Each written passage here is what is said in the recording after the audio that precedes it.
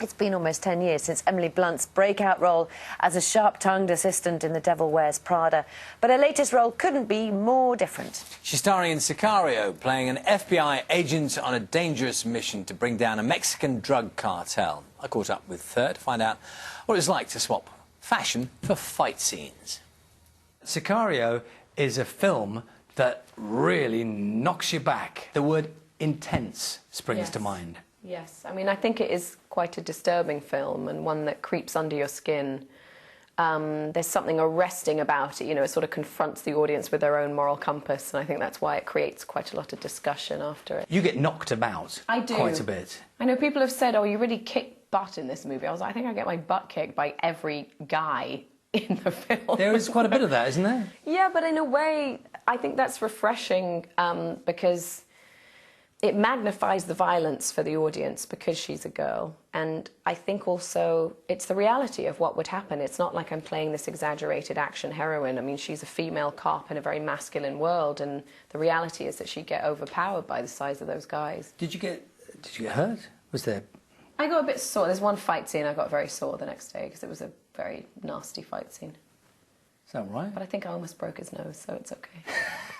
You're doing a lot of films at the moment. It seems to be a pretty golden patch for you. I don't take it for granted. It's a rather precarious job, so it's really lovely when you have a good run, you know. How's Hollywood? It's a bubble, and you pop your head in and you pop it out again. That's how I see it. I think there's a lot about Hollywood that's been incredibly kind to me, and so I've had a good time in it, but I think it can be pretty brutal. Like what?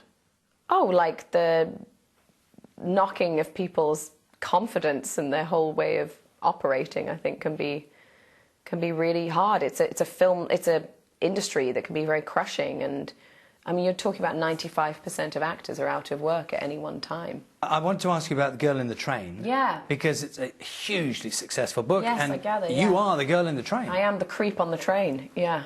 I mean, it's great. I love that I have this opportunity to play a blackout drunk who happens to be the heroine of the piece. So it's unusual, you know. People are always fascinated by how you got to where you are now. And when you were younger, you had a stammer, is that correct? Yes, I did, yeah. Quite a bad one.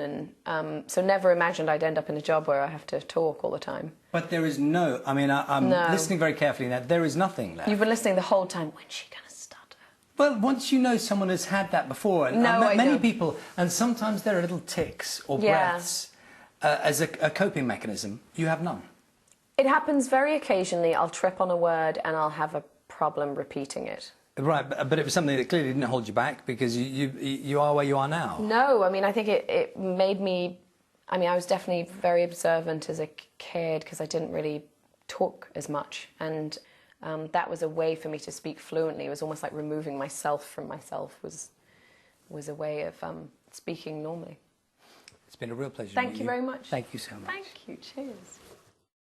I didn't know that about her. I didn't know that either, and it's fascinating hearing how it's just gone away. It's something she had, and she dealt with it, and now she is where she is, although it just lingers sometimes, she says.